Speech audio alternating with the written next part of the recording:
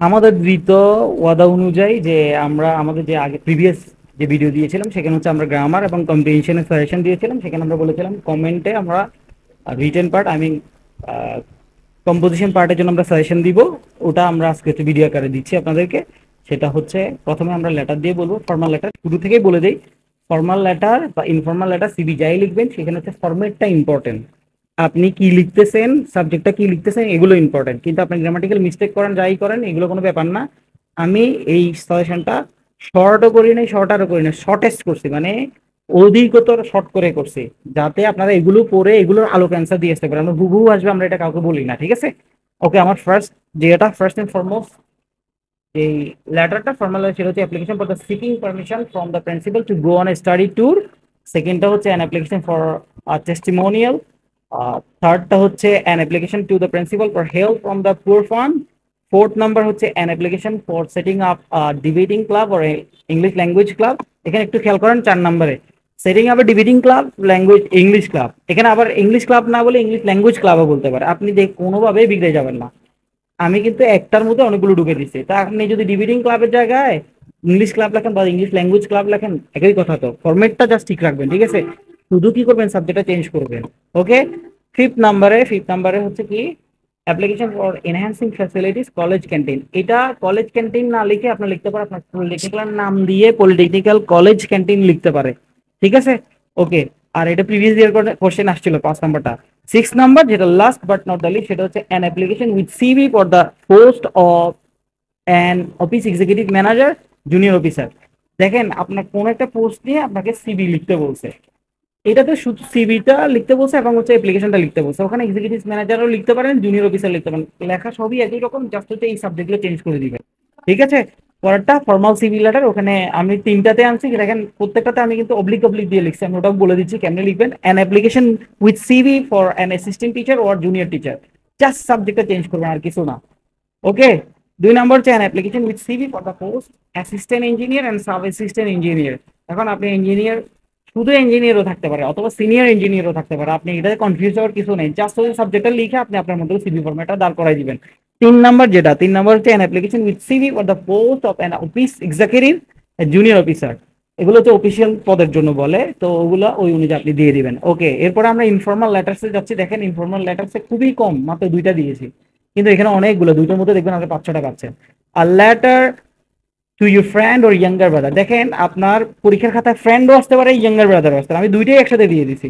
তাহলে a letter to your friend or younger brother about the importance of learning English, about the bad effect of smoking, about journey by boat. তাহলে এখানে কিন্তু আমি একসাথে কয়টা দিয়েছি, 3টা দিয়ে দিয়েছি।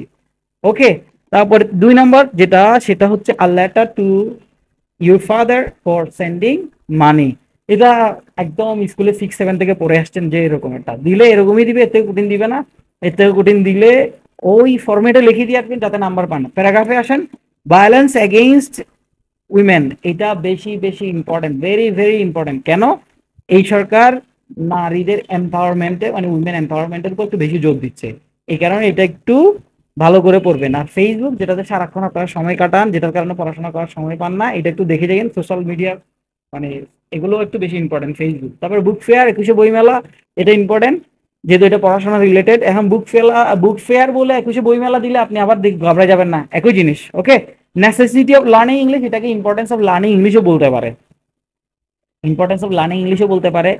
তারপরে শুধু হাউ টু লার্ন ইংলিশও বলতে পারে, এভাবেই দিতে পারে, ব্যাপার না, এগুলো একই জিনিস। আর এয়ার পলিউশন, এটা যেহেতু প্রবলেমেটিক যেমন এয়ার পলিউশন, তারপরে কি বলে এনভায়রনমেন্ট পলিউশন, এগুলোই আপনারা পড়বেন। পলিউশন রিলেটেড সবই পড়ে যাবেন, কিন্তু আমি এখানে এয়ার পলিউশন দিচ্ছি। তারপর ড্রাগ এডিকশন, বা এটা ইয়াং জেনারেশনের জন্য সবচেয়ে পিভটাল একটা ব্যাপার, মানে ইয়াং জেনারেশন নষ্ট হয়ে যাচ্ছে, ড্রাগ এডিক্টেড হচ্ছে, এই ড্রাগ এডিকশনের পরে। তারপরে হচ্ছে ইম্পর্টেন্স অফ টেকনিক্যাল এডুকেশন, এটা একবার আসছিল টেকনিক্যালের পরীক্ষায়, এটা এই কারণে দিছি যদি টেকনিক্যাল এডুকেশন দেয়। এমনও হইতে পারে ইম্পর্টেন্স অফ অনলাইন এডুকেশন, যদি ইম্পর্টেন্স অফ অনলাইন এডুকেশন বলে, একই কথা, ইম্পর্টেন্স অফ টেকনিক্যাল এডুকেশন আর অথবা ইম্পর্টেন্স অফ অনলাইন এডুকেশন একই জিনিস, ঠিক আছে? অনলাইন জিনিসটাই কিন্তু টেকনিক্যাল, আপনি একইটা লিখে আসতে পারেন। এরপর ডায়লগে আসেন, দেখেন ডায়লগ আমি কিন্তু বাড়াই নাই, ডায়লগ আমি একেবারে কম রাখছি। কেন? আর ডায়লগ দেখেন, আমি বলে দিচ্ছি, আর dialogue about the importance of reading newspaper daily, আর একটা হচ্ছে about the preparation for the final exam. এখন এটা আপনি আপনার বন্ধুর সাথে বলতে পারেন, আর dialogue between you and your friend, অথবা dialogue between Karim and Rahim হইতে পারে, অথবা আর dialogue you and your father হইতে পারে, যে কোনো কিছু হইতে পারে। এটা আপনারা নিজের মতো করে নেবেন। আর 2 নম্বর হচ্ছে write a dialogue about the selecting future career.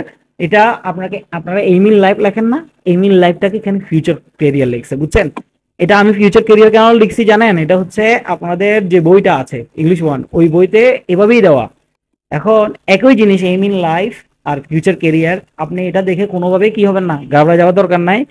Future career যে কথা, এম ইন লাইফ যে সে কথা, আপনার বইটা যদি এম ইন লাইফ থাকে আপনি এম ইন লাইফ করে যাবেন, ঠিক আছে?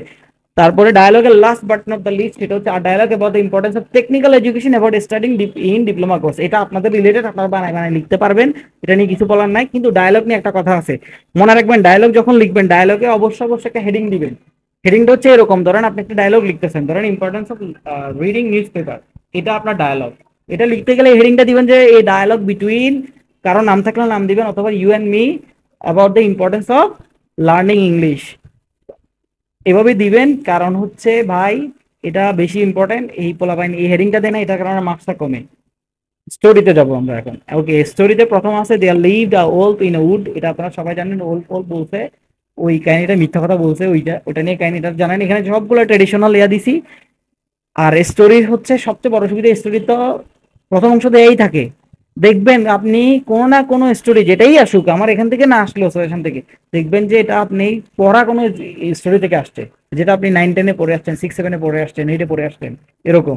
ওকে, দ্বিতীয়টা থার্স্টিকো, এটা সবাই জানে স্টোরিটা। থার্ড নাম্বারটা হচ্ছে ডগ স্টিল আ মিট। তারপরে হচ্ছে 4 হচ্ছে লায়ার শেপার্ড।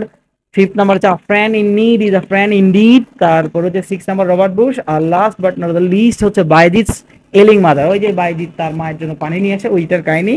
ওকে, এরপর আমরা রিপোর্ট অ্যান্ড পোস্টার রাইটিং। আচ্ছা, রিপোর্ট রাইটিং এ যাই। আর রিপোর্ট অন আ বৈশাখী মেলা হেল্ড অন ইউর লোকালিটি, আপনার লোকালিটিতে একটা বৈশাখী মেলা হয়েছে, ওটা নিয়ে লিখবেন রিপোর্ট একটা। আর report on celebration independence day.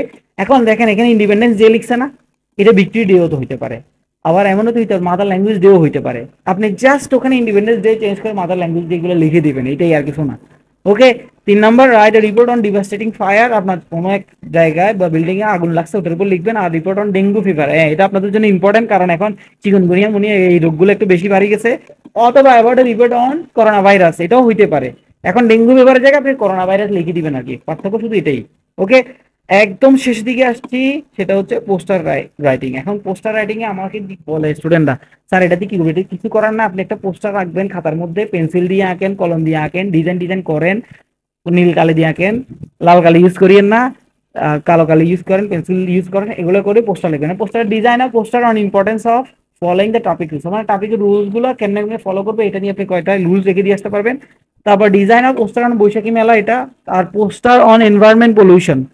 Okay, make a poster on global warming. আচ্ছা, এবার আমি একটা কথা বলি, ওভারঅল যে কথাটা দেখবেন আপনি, হয় আমি কোনো জায়গায় এনভায়রনমেন্ট পলিউশন দিছি, কোথায় কি দিছি, এয়ার পলিউশন দিছি, কোথায় প্যারাগ্রাফে এয়ার পলিউশন দিছি, বৈশাখী মেলা লিখবেন লেটারও দিছি, পোস্টার রাইটিংও দিছি, আবার দেখা গেছে ডায়ালগও দিছি, ইম্পর্টেন্স অফ লার্নিং ইংলিশ, এটা সব মোটামুটি সব জায়গায় দিছি।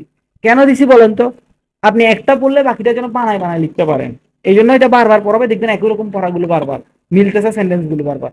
ওকে, আর শেষ মুহূর্তে যে কথা সেটা হচ্ছে share our video and support messages, subscribe our channel, like, comment. Thank you everybody, wishing you all the best. May you succeed in your exam, fulfill your dreams inshallah. Thank you.